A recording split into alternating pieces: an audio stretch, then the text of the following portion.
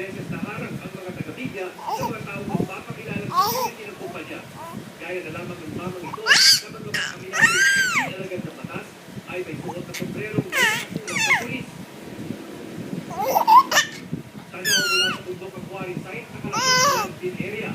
Pero hindi raw alam ng mga residente kung hindi nalaman ang madalas na plastic sa mga bato ang pagbuo ng basura o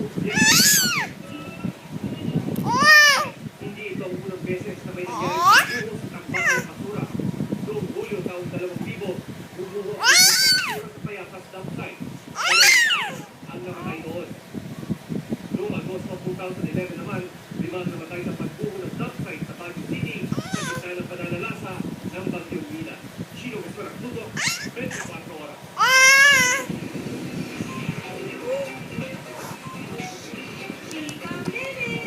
Mag-premiere na kanina ang bagong pasok-serye at ang bidang sa Santiago.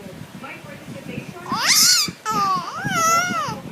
ang sikating leader sa May magpapanakabat ang braso si Raymar Santiago ng sinayugo sa taping ng bagong early prime time soap niya.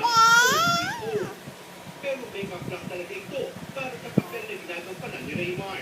Dito siyang padre ni pamilya na sa paghahanap sa kanyang nawawalan ng mga anak, mapapasok sa isang bantuan ng bahay at mapapasama sa iba't ibang adventure kung saan ay makakalaban niyang ibang uling mga nilalang. Pagpamalaki ni Raymar, kasama ang dalawa nilang anak ng asawang si Colby Barreto.